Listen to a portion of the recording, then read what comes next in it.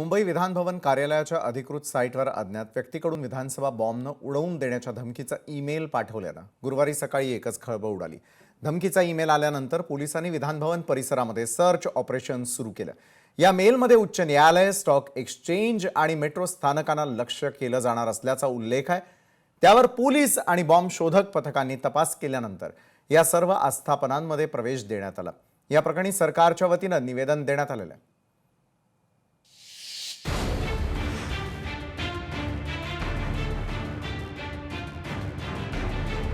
Vidhan Bhavan bomb आणि मिसाईलनं उडवून देण्याची धमकी।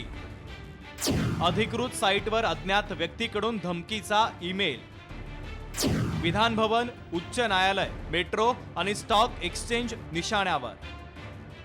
आखाती देशातील युद्धामुळे सध्या जगभरात तणावाचं वातावरण आहे। त्यात विधान भवनाला बॉम्बनं उडवून देण्याचा ईमेल आल्यानं मोठी खळबळ उडाली आहे।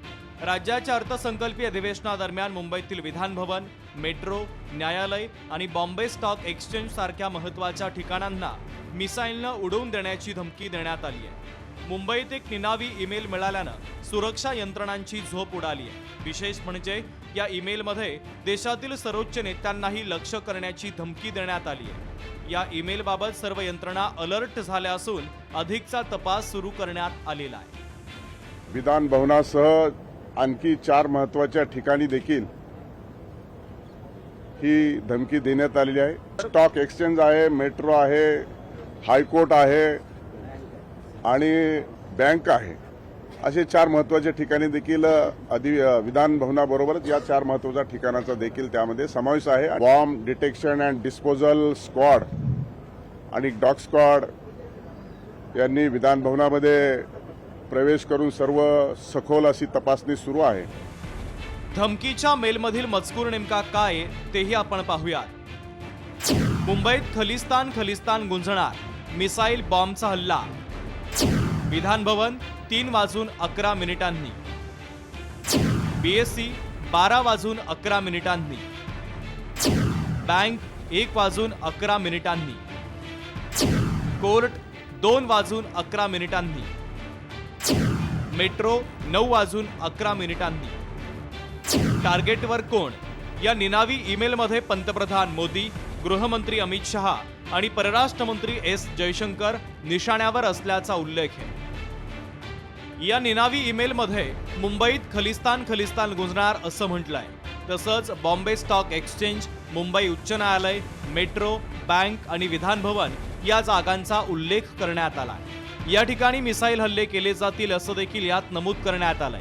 देशाचे पंतप्रधान नरेंद्र मोदी, गृहमंत्री अमित शहा आणि परराष्ट्र मंत्री एस जयशंकर हे निशाण्यावर आहे। या गंभीर धमकीनंतर मुंबई पोलिसांनी तात्काळ हालचाली सुरू केल्या। विधान भवन आणि परिसरातील सुरक्षा व्यवस्था ही कडक करण्यात आली आहे। सिक्युरिटी असली, सर्व व्यवस्थित असलं तरी एखादी तक्रार आली किंवा एखादी धमकी आली तर तिला नजरअंदाज करून चालत नाही। त्यांना चौकशी करावंच लागेल आणि ती चौकशी ते करत आहेत, त्याची पडताळणी ते करत आहे।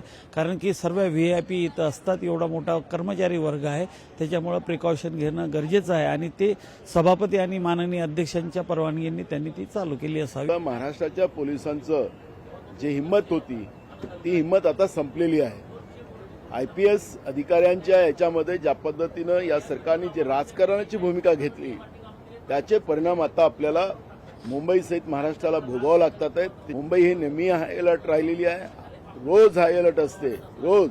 आणि म्हणून हे काही मुंबईसाठी काही नवीन आहे असं मी मान्य करत नाही। पूर्ण सदनाचा, जिथे महाराष्ट्रातले जवळजवळ 350 लोकप्रतिनिधी निवडून आलेले इथे येतात, 12.5 कोटी जनतेचं प्रतिनिधित्व करतात, त्यांच्या जीवाला धोका आहे आणि ती बाब सगळ्या गंभीर घेत नाहीये।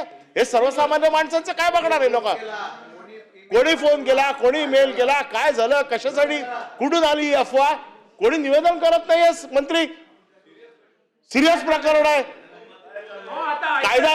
कायदा सुव्यवस्था धोक्यात आलेली आहे।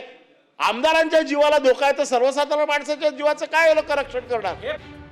धमकीच्या पार्श्वभूमीवर विधानसभेचे अधिवेशन चालू नये अशी मागणी आमदार रोहित पवारांनी केली। या अत्यंत संवेदनशील प्रकरणी सरकारनं सभागृहात निवेदन करण्याचे निर्देश सभापती राम शिंदे यांनी दिले।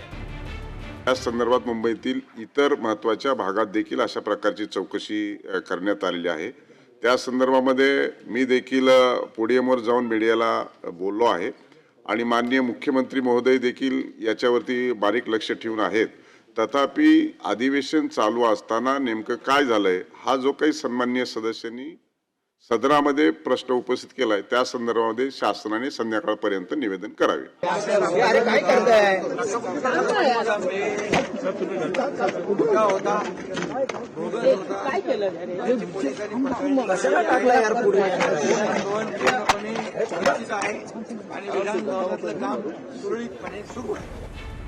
मेल मिळाल्याची माहिती मिळताच सकाळी 8 वाजता विधान भवनातील प्रवेश बंद करण्यात आला होता.